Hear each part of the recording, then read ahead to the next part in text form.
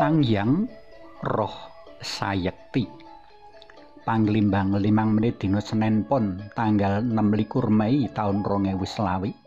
Kapethik saka Injil Yohanes bab 15 ayat 26 tekan bab 16 ayat 4a. Manut panemuku ing donya iki ana telung jinis roh. Roh sejati utawa sayekti, roh semu lan roh samar. Roh sejati yaiku roh-roh kang urip lan pakartine laras karo karsa dalem Gusti. Gampangane, roh sejati iki kayata para malaikat sarta roh-roh kang nadyan durung tinampa nyawiji Gusti nanging ora gawe gendro. Roh semu yaiku roh kang urip lan pakartine cengkah karo karsa dalem Gusti. Kejaba uripe mblasar nanging uga kupiya mblasarake manungsa. Kalebu ing kene roh-roh ala mbuh apa kuwi jenenge sarta arwah-arwah penasaran kang isih ngelak males lara wirang. Roh samar yaiku roh kang ora cetha kahanane. Ndak arani mengkini marga roh iki kadhangkala lakune bener, kadhangkala lakune mblasar. Ing kene manungsa kalebu titah kang rohe isih samar.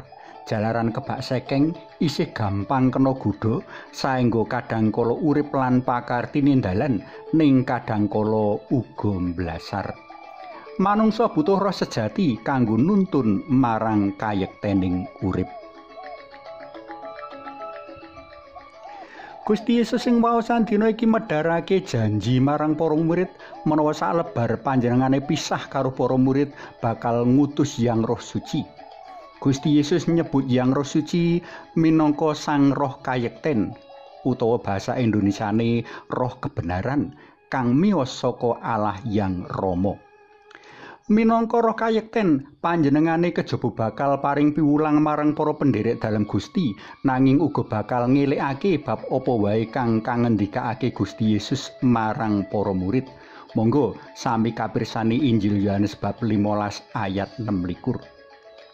Ing kene Hyang Roh Suci paring bukti lan nyadarake mring kasunyatan utawa kayekten menawa kabeh kang ngendikake Gusti Yesus marang para murid bener nyata marga laras karo karsa dalem Allah Hyang Rama. Liwat padhanging ati nurani Hyang Roh Suci paring pituduh ngarahake sarta momong liwat dalan endi para murid mau kudu lakoni. Liwat padhanging ati nurani para murid padha pirembugan lan bat-batan mring tindak prayoga kanggo ngayati kapitayan marang Gusti Yesus sarta aweh paseksen marang donya bab panjenengane. Telung paseksen prayoga katindakake.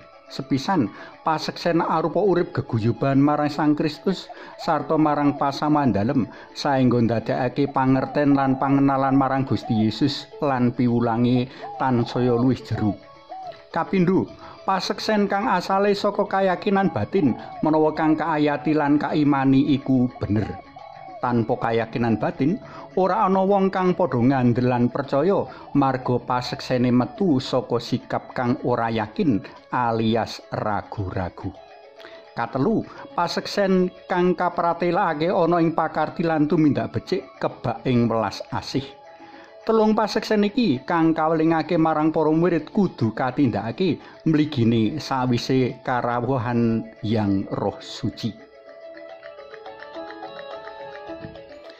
Para tresna pelem kinasih, jejere kang arupa roh ndadekake awake dhewe ora gampang ngrasakake karya dalem Hyang Roh Suci.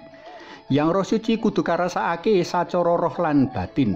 Nanging sabda dalem Gusti paring tenger, sapa kang nuhoni bebener utawa kayekten, dheweke ana ing panuntun dalem Hyang Roh Suci. Hyang Roh Suci paring piwulang lan nyadarake kita kabeh mring urip bener selaras karsa dalem Gusti. Kanthi nuhoni panuntun dalam Hyang Roh Suci, kita bakal luwih lancar lan gangsar lumaku tumuju kamulyan langgeng papan Hyang Rama lan Hyang Putra njranti kita. Suwawi sami munjuk kunjung asma dalam Hyang Rama sa Hyang Putra tuwin Hyang Roh Suci. Amin. Gusti Yesus kawula munjuk sembahun awit wedharan Hyang Roh Suci ingkang paring piwucal bab sejatosipun gesang selaras karsa dalem. Mugi kawula tansah tinarbuka mring rawuh dalem Hyang Roh Suci amrih gesang kawula nyunaraken kasaenan dalem. Amin. Kunjung asma dalem Hyang Rama, Sang Hyang Putra, tuwin Hyang Roh Suci. Amin.